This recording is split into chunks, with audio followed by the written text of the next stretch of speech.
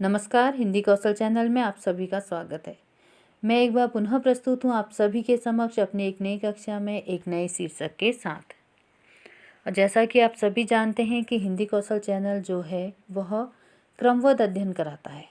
और आप सभी जानते हैं कि काव्यखंड के अंतर्गत इससे पूर्व की कक्षा में हम पढ़ रहे थे पंडित माखनलाल चतुर्वेदी जी द्वारा रचित कैदी और कोकिला।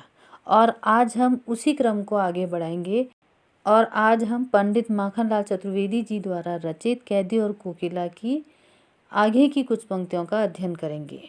तो आइए शुरू करते हैं आज की कक्षा, जिसका शीर्षक है कैदी और कोकिला। और सबसे पहले हम पढ़ेंगे कविता। तो सबसे पहले पढ़ते हैं कैदी और कोकिला कविता की कुछ आगे की पंक्तियाँ, जिनका अध्ययन हम आज की कक्षा में करने वाले हैं।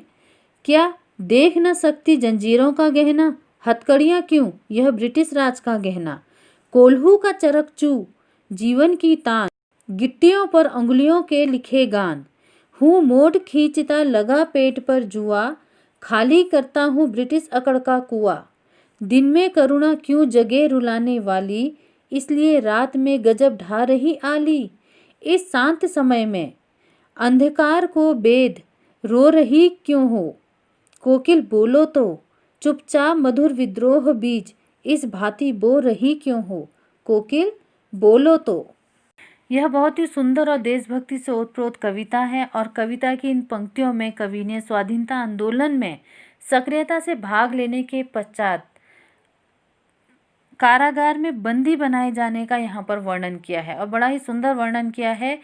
यहाँ पर कवि ने अपने शब्दों में कोकिला को संबोधित करते हुए बताया है कि कारागार में बंदियों की तरह रहने के बाद भी कवि को किसी प्रकार का कोई दुख नहीं है, वरन वह इसे अपना सौभाग्य मानता है। उसे गर्व है, वह इसे अपना सौभाग्य इसलिए मानता है क्योंकि उसे लगता है कि वो किसी भी प्रकार से देश के लिए काम कर रहा है, देश हित में वह किसी काम आया है। कविता पाठ के बाद बारी आती है शब्दार्थ की। तो देखेंगे इन पंक्तियों का शब्दार्थ। जंजीर साकल लोहे की चेन, गहना आभूषण, कोल्हू सरसों आदि का तेल निकालने वाला एक यंत्र होता है जिसे बैलों द्वारा चलाया जाता है।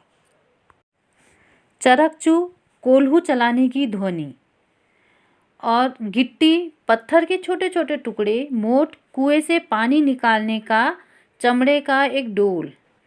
जुआ लकड़ी का मोटा सा लट्ठा जो बैलों के कंधे पर रखा जाता है और जिस पर हल लगाकर खेत आदि जोते जाते हैं।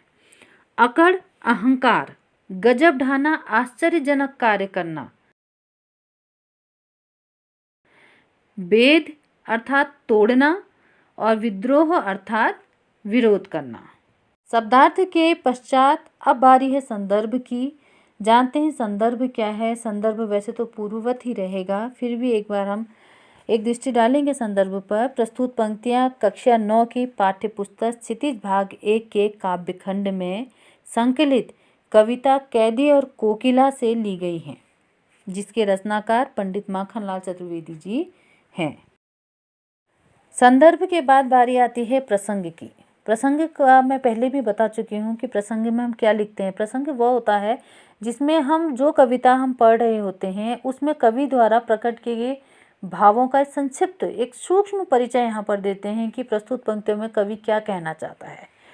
तो इन पंक्तियों का भी प्रसंग कुछ इस प्रकार से होगा कि इन पंक्तियों में कवि ने ब्रिटिश सरकार द्वारा दी जाने वाली यातनाओं का बड़ा सजीव ही वर्णन किया है कि किस तरह से उनके साथ पशुवत व्यवहार किया जा रहा है। हाथों में हथकड़ियाँ हैं, कोल्हू में बैल के स्थान पर कैदियों को चलाया जा रहा है और विभिन्न प्रकार की यातनाओं का यहाँ पर कवि ने बड़ा ही अच्छा वर्णन और बहुत ही मार्मिक यहाँ पर वर्णन किया है। प्रसंग के बाद अब बारी आती है इन पंक्तियों के सबसे महत्वपूर्ण अंग की, अर्थात भावार्थ की। अब जानते हैं इन पंक्तियों का अर्थ क्या है, इन पंक्तियों के माध्यम से कवि क्या कहना चाहता है। क्या देख न सकती जंजीरों का गहना, हथकड़ियाँ क्यों यह ब्रिटिश राज का गहना। अर्थात यहाँ पर कवि कोयल को संबोधित करते हुए कहता है कि हे कोयल, तुम अर्धरात्रि में हमारे कारागार के ऊपर आकर चीख रही हो। क्या तुमसे यह हमारे हाथों में जो जंजीरें हैं, क्या यह देखी नहीं जा रही हैं? जो यह लोहे की सलाखों से हमें जकड़ा गया है, क्या तुम इसे देख नहीं पा रही हो? शायद तुम इसीलिए यह रुदन, यह क्रंदन कर रही हो कि तुमसे हमारी यह हथकड़ियाँ देखी नहीं जा रही हैं, तुम्हें हमारी यह हथकड़ियाँ पसंद नहीं आई हैं और तू इन्हें बंधन की श्रृंखला समझकर दुखी हो रही है। पर यह गलत है, तू इन्हें हथकड़ियाँ ना समझ। तू भले ही इन्हें बंधन समझ रही है, लोहे की जंजीरों का बंधन समझ रही है, पर हमारे लिए तो यह ब्रिटिश राज द्वारा प्रदत्त एक आभूषण है, एक गहना है। इन्हें तो हमने सहर्ष धारण किया है। इस पथ पर हम स्वेच्छा से चले थे और आज अगर ये हथकड़ियाँ हमारे हाथों में हैं तो यह हमने सहर्ष स्वीकार की हैं। ये तो स्वाधीनता के दीवानों के गहने हैं और हम सभी यहाँ पर जो हैं स्वाधीनता के दीवाने हैं और यह हमारा श्रृंगार है, हमारा आभूषण है, हमारा गहना है। यह तो हमारा गौरव बढ़ा रहा है।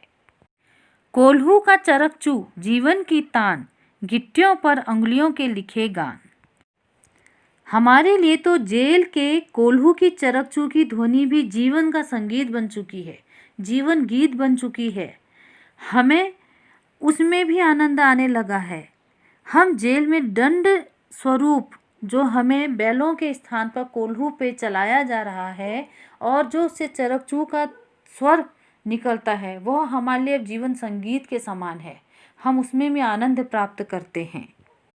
और जेल में दंड स्वरूप जो हमें कंकड़ पत्थर तोड़ पीट कर अपने दम पर हम आज़ादी का गीत अपने हाथों से लिख रहे हैं।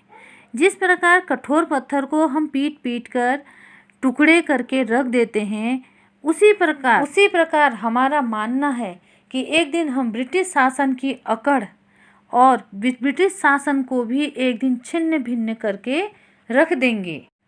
हूँ मोट खींचता लगा पेट पर जुआ, खाली करता हूँ ब्रिटिश अकड़ का कुआं।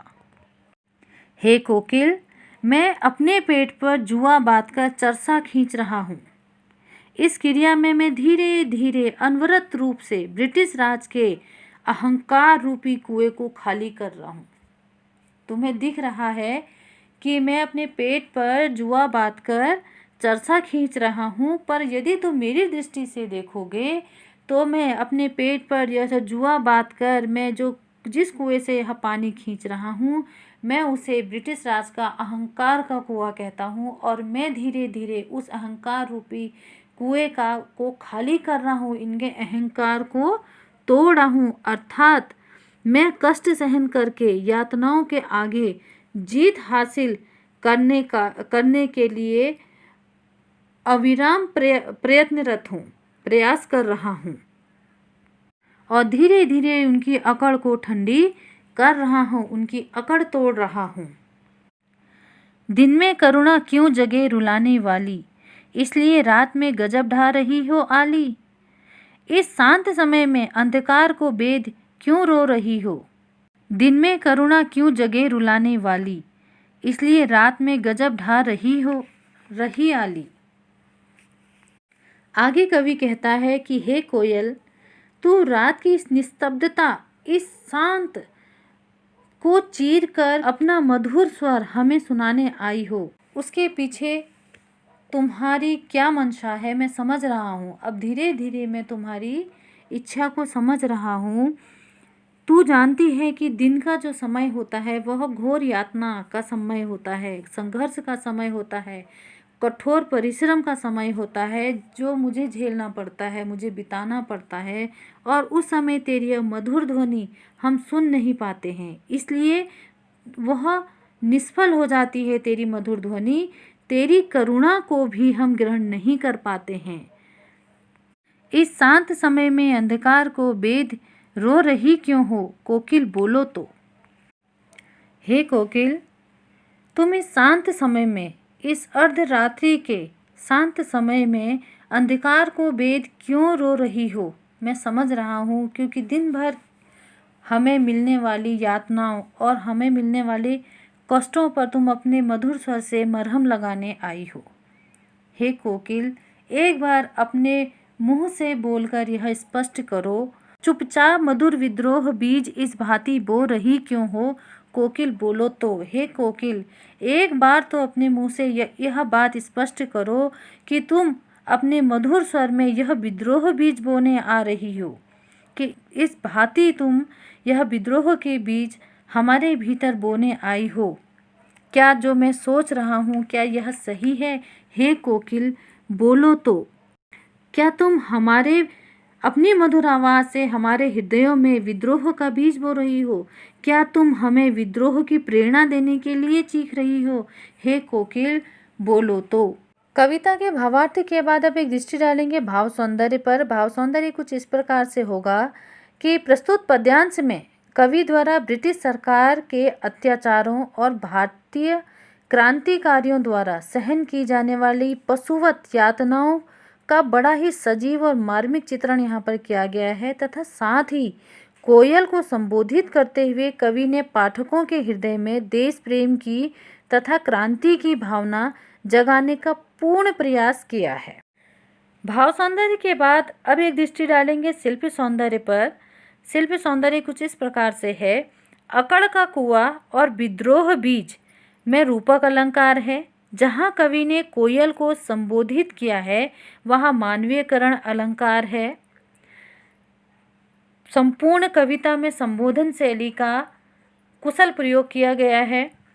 कोयल से प्रश्न पूछते समय प्रश्नोत्तर शैली का सुंदर प्रयोग किया गया है। लाक्षणिक भाषा का प्रभावशाली प्रयोग है। कोल्हू का चरकचू पेट पर अकड़ का कुआं शांत समय रो रही हो में अनुप्रास अलंकार दृष्टव्य होता है। तो आज की कक्षा हमारी यहीं समाप्त होती है, जिसमें हमने अंश रूप में कैदी और कोकिला कविता की कुछ पंक्तियों की संदर्भ सहित व्याख्या यहाँ पर की है, तथा साथ ही साथ भाव सौंदर्य शिल्प सौंदर्य पर भी एक दृष्टि डाली है, जो हमें कविता के लेखन शैली के विषय में जानकारी देता है कि उस कविता में भाव क्या था, किस शैली में लिखी गई है, किन अलंकारों का यहाँ पर प्रयोग किया गया है। तो इसी के साथ हमारी आज की कक्षा यहीं समाप्त होती है। आशा करती हूँ कि आज की हमारी कक्षा आपको अवश्य पसंद आई होगी। तब तक के लिए यदि आपको हमारी कक्षा पसंद आती है तो प्लीज़ इसे लाइक करें, शेयर करें और सब्सक्राइब करें। और एक बात मैं हमेशा कहती हूँ, हिंदी हमारी राष्ट्रभाषा है। हिंदी भाषा पर